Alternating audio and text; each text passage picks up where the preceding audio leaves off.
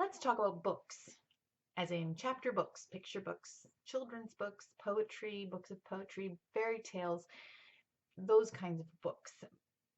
If we want to read aloud to our children without stopping, and we want our children to be reading voraciously, the question then becomes, what should we be reading?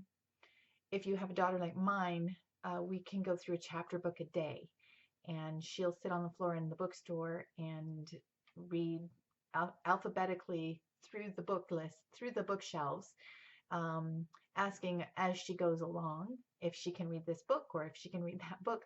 And I find myself having to say to her, no, you can't read that book. It's not actually at your maturity level. And I have to explain, like, it's not that you can't understand it. It's just that I think you would appreciate it at an older age. A book like, say, Anne of Green Gables. She's so intrigued by the cover and by the description. She just really wants to be engaged in it. But I'm quite convinced that it would better, she's 8 years old, and it would better serve her if she waited um, a little bit. And I'm looking forward to doing that as a literature study with her and her sisters. So the question isn't always, can you read the book? The question is, should you read the book? And as parents, we have to be very careful, and we have to consider many factors. Not the least is our children and their maturity levels. So I'd like to share with you a couple of sites that I have found very, very helpful.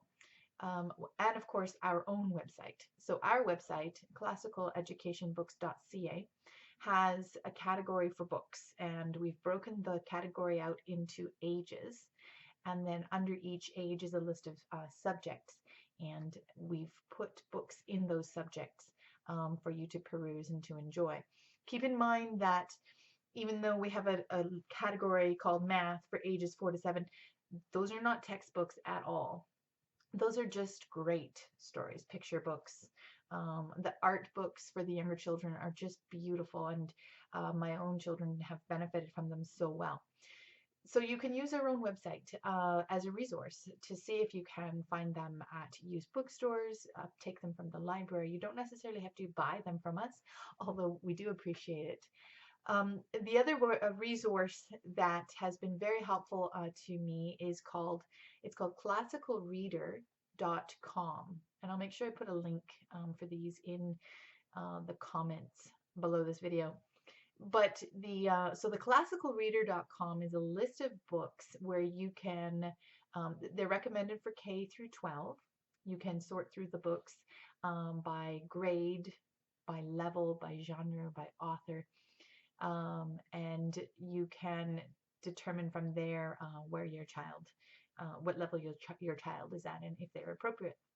The Classical Reader is also a booklet. You can find that on our website. Just search for Classical Reader. It's $10.50. Something really easy to throw into your cart that will benefit you.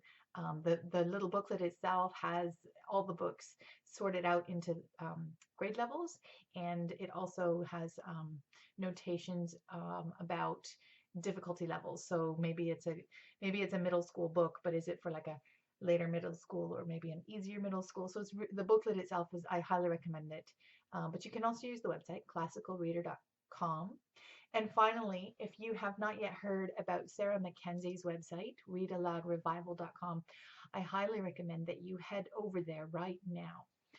It's readaloudrevival.com. Sarah Mackenzie, her excellent book, The Read Aloud Family, helps us to understand some of the questions we should be asking our children, or some of the questions we can ask our children to help them to understand the books, but also to help us as parents to be able to gauge the appropriateness of a book as they're reading through it. We can't read everything that they're reading. It's not possible. And so how can we ask them questions that kind of give us an idea of whether this book is appropriate for them or not, while at the same time helping them to have a deeper understanding of the story and making it benefit them?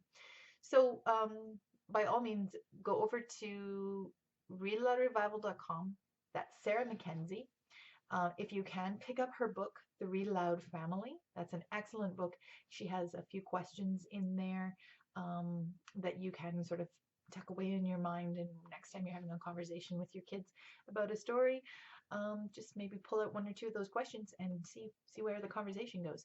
You can download a free book list from Sarah. You can also subscribe to her email list, and she sends out regular emails with book lists.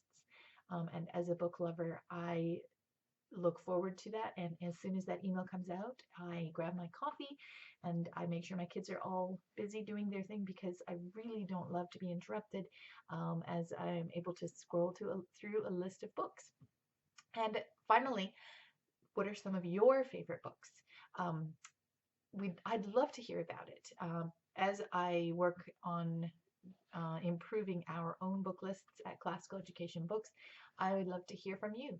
Tell me some of your favorite books, and we will add them to our collection and make them available.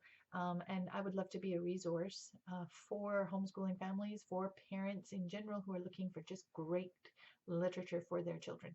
So send me some ideas and make some comments, and I look forward to hearing about great books.